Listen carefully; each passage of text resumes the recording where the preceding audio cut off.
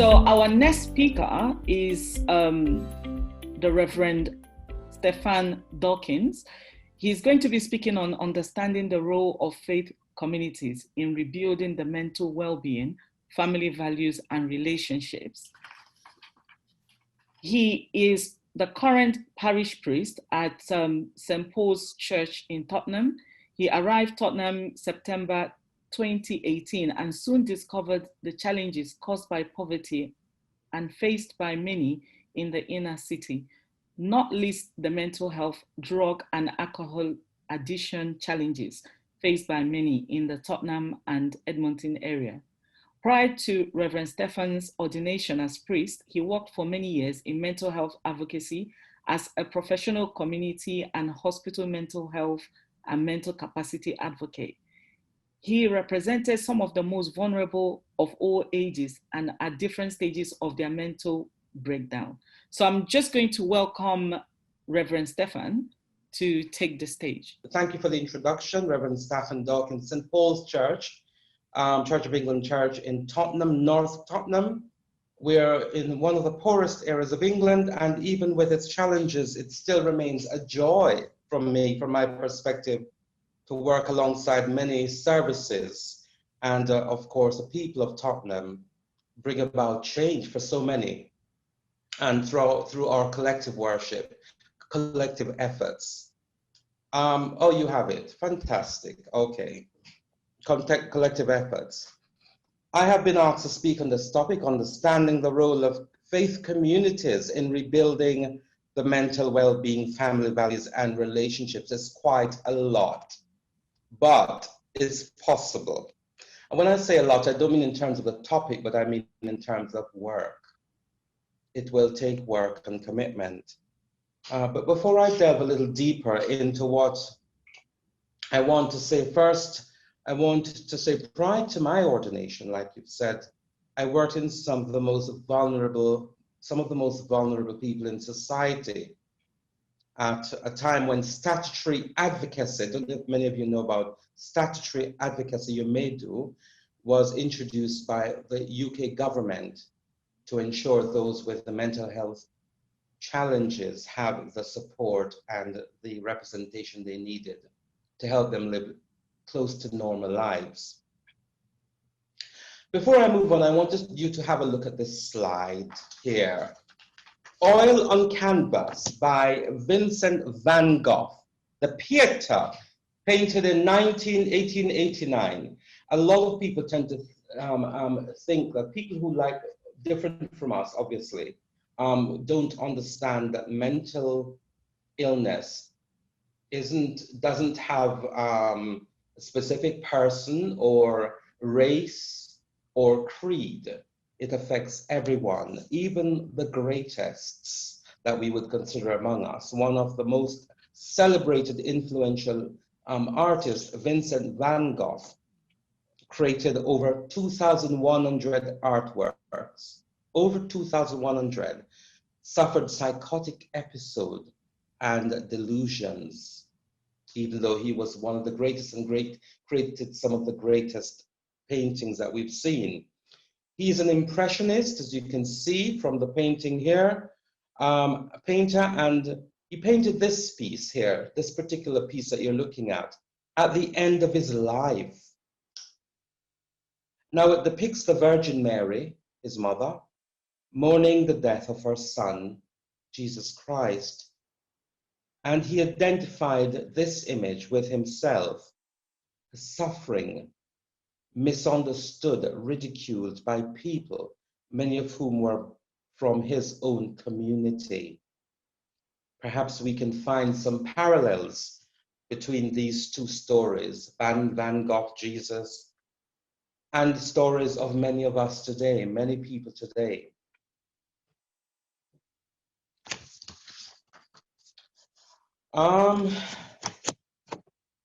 What we must first recognize is that mental health is a real challenge for many. And I remember watching an interview just last week, or might have been this week, early this week, where one celebrity who is part of an ITV Let's Keep Talking Mental Health initiative said it's not just, I know some of my colleagues here have said 1 in 4. He said it's not just 1 in 4 that are experiencing mental health difficulties. Guess what he said? It's 4 in 4. 4 in 4. Chew on that for a little bit.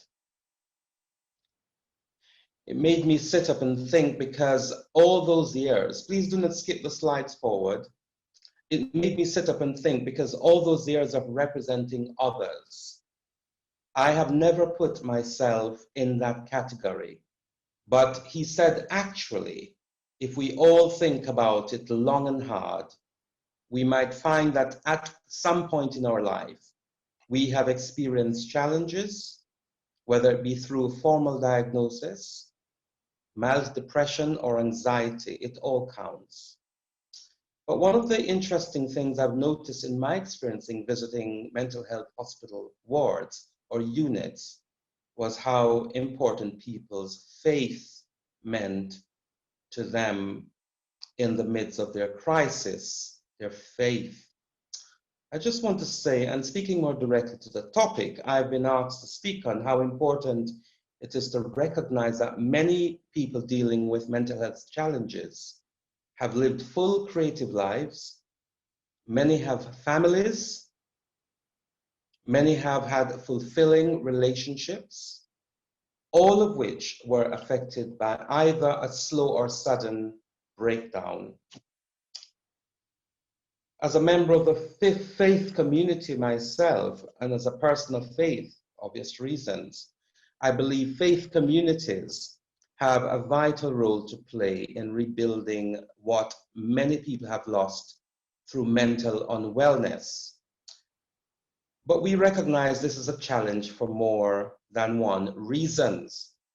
One of the main reasons is that, and this is what was established during my time of training, when I was training for ministry, and it is this: many church or faith communities, many faith communities do not understand how to deal with what is going on with their loved ones or experiencing a mental health challenge. Even if they have a desire to help, they do not know what to do or where to start. This is the reality of the faith community. And I believe this is partly because there is a disconnect between faith communities and external agencies. And perhaps this is partly to do with the idea that some members of faith communities or faith groups mainly see mental illness as a spiritual problem. That person then needs to be more than just spiritual input. And faith communities are not equipped otherwise.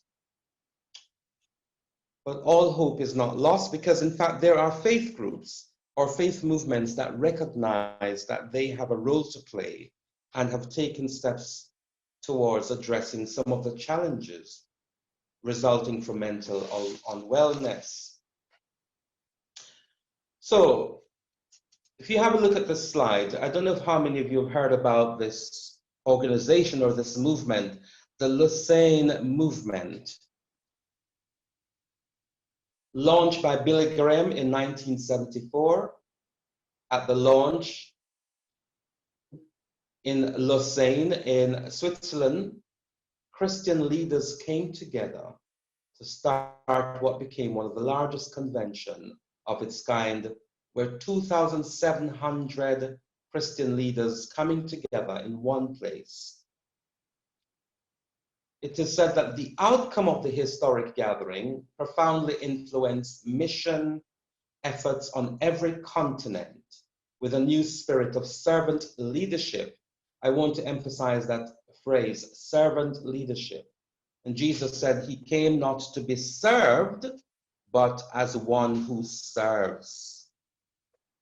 And so many years later, they have expanded their mission efforts and have now taken on the challenge and indeed a new initiative of turning the church's attention to mental health with a theme, binding up the brokenhearted. And we know that Jesus said he came to bind up the brokenhearted. In other faiths may recognize this saying as well. So in their manifesto, they say this: mental health problems are usually the result of a combination of many factors, including family environment, biology, personality, spirituality, and challenging community context, including poverty and violence. Increasingly, the impact of traumatic events such as childhood abuse, interpersonal violence, or natural disasters are being recognized as major causes of mental health problems. And some of my colleagues have already mentioned some of these, some of the previous presenters.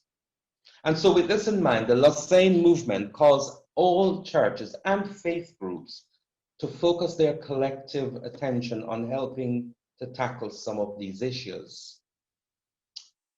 Now, it is important to point out that the responsibility of tackling mental health problems or issues that plague our society does not just lie at the feet of the Christian church, but it is a responsibility of all faith groups, because people of all faiths, communities, culture are affected in one way or another. But speaking as a Christian and as a priest, I want to concur with the Lausanne organization's view that mental health care is scriptural or biblical, which makes the role of faith communities that much more important. For example, look at this image that I have up here, depicting the Good Shepherd. We know that Christ is the Good Shepherd, but this is an older African gentleman, this image by John H. Bower, coming as Christ the Good Shepherd, as the Good Shepherd, not Christ, but the Good Shepherd. He seems to be comforting someone who is in distress in a bad way. And there are others around, as others seem to be rejoicing that he has come, maybe to liberate them from something. We don't know. But if we look at scripture, the prophet Isaiah, for example, says, or describe part of the mission of the Messiah, the coming Messiah, is to bind up the brokenhearted. Do we see that in this image here? Jeremiah wrote of the Messiah, I will turn their mourning into gladness. I will give them comfort and joy instead of sorrow. Can we see that in this image here? In the New Testament, we see that Jesus went through all the towns and villages, teaching in their synagogues, proclaiming the good news of the kingdom, and healing every disease and sickness. Can we see that in this image here? Jesus did not just proclaim the good news for everyone, but he also demonstrated the good news in the way he treated those living on the margins. And it is this that we are called to emulate. Now, I think that other faiths can relate to this. Now, many of us will remember that experience between Jesus and the demoniac. Now we're coming on to some meatier matter. Jesus and the man who was possessed by a demon. In other words, one who was said to have demon and was tied up in chains. Do you remember that story? Ostracized by his society, separated from family and community. But we know from thorough study of the scripture that demon possession was the term they used to describe someone with a mental illness. And now here we are in the 21st century, 2,000 years later, and in some cultures and communities, still individuals refer to someone with a mental health challenge as having a demon. This is a reality we must accept and admit. And if we are to be honest and frank, we do have in the BAME community this thinking that everything is linked to some sort of spiritual problem or demonic possession. Many are demonized. Many with mental health challenges are demonized and isolated within their own communities. And sadly, those most affected are those from the minority ethnic groups because of the stigma around mental health. I believe it is now time for those within various faith communities and indeed faith leaders to work towards helping to eradicate the stigma, changing the way we're thought of, particularly as Black and or people from the BAME community, the prejudice faced by their own people, our own people. And we need to work in a more collaborative way with other services to rebuild what has been lost by those living with mental unwellness. For those who preach about God of love, whether it's in Muslim, you're a Muslim or Christian or you know, a Buddhist or whatever religion you are, the love of Jesus, and even faith communities who do not refer to God, but refer to a higher being whom they worship or we worship, must now come to recognize that all religions or faith have responsibility for asserting a message of peace, love, compassion, community, and wellness for everyone.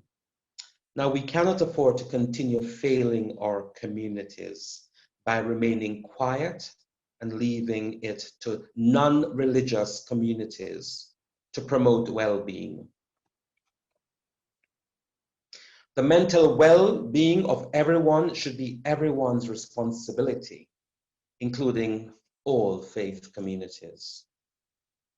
In 2009, Redbridge Council commissioned a research into the role of faith in mental health with the help of Redbridge Faith Forum and Redbridge Concern. They spoke to 6 different faith groups from the Redbridge community, one of the most ethnically diverse boroughs. I have worked there for many years, so I know this. And so they spoke to people from Buddhist and Zoroastrian, Christian, Hindu, Jewish, Muslim, and Sikh faiths in different locations in Redbridge. Now, out of that focus group study came 11 conclusions, but I could not help but notice these 4 important conclusions. 1, there were alternative beliefs about the cause of mental health problems, including possession, more prevalent within ethnic minority faith communities, and in some cases prevent people from seeking help from statutory services. So services may be available, but they do not seek help or refer themselves. For this reason, many of these people feel that only a member of their own faith or ethnic group will understand their needs. For this reason, faith workers can play a pivotal role in supporting and encouraging people dealing with mental health problems to make the transition to using statutory services. So I know we talk about not enough services being available, but what I found is that one of the reasons or one of the problem was during my time was that majority of the times the referrals that we got were from people of who were white.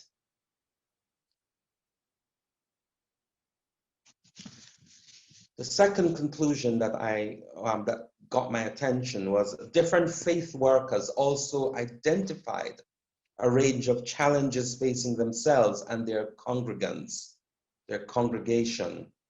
These included the pressures of modern life, both for the working generation and the elderly, family problems, forced marriages, comparisons with others, loneliness, and isolation, language difficulties, and worry about children's safety and substance misuse. For faith workers, there is also the challenge of serving a very large population and having limited resources with which to support them. So this is an issue that some of our previous speakers have mentioned. This is a reality which continues to plague the BAME community. The lack of sufficient funding to realistically manage the wide-ranging issues of mental unwellness. The third conclusion, some participants felt that only mental health professionals from their own culture or spiritual background can understand their needs.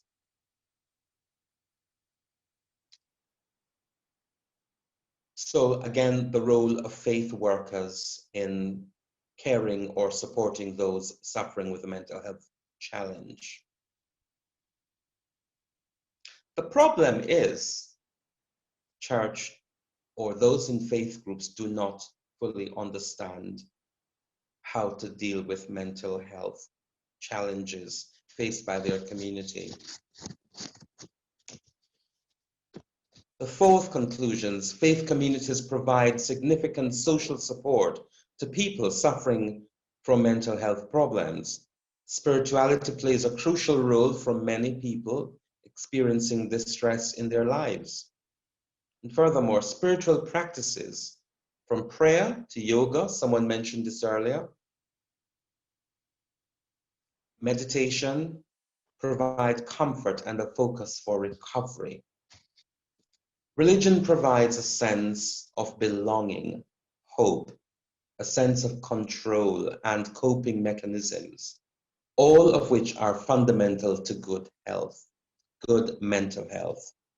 And faith workers are at times put in a position in which they must play a role in emergency care of a person in crisis. They are not equipped, they're not trained. And they often take on these informal roles as counselors. Again, they're not equipped, they're not trained. The last slide. Yeah. Now, I want to conclude by saying, adding some thoughts from a book I read on spirituality and mental health. The book was written by Tasia Scrutton, who suggests that if we see God as not suffering, we will hide away from dealing with our illness. And we remain in our illness because we think it is something we have done wrong or have caused on ourselves. If we separate our suffering or the suffering of others from God, we are in trouble. Because we are then saying that God does not understand our suffering, or perhaps we're being punished by God. But actually, this thinking is far from the truth. Scrutton said that the God of Jesus, the God of all of us, whatever your religious persuasion, suffered through Jesus Christ. He is the God of those who suffer abandonment and exclusion. God is on the side of those who suffer.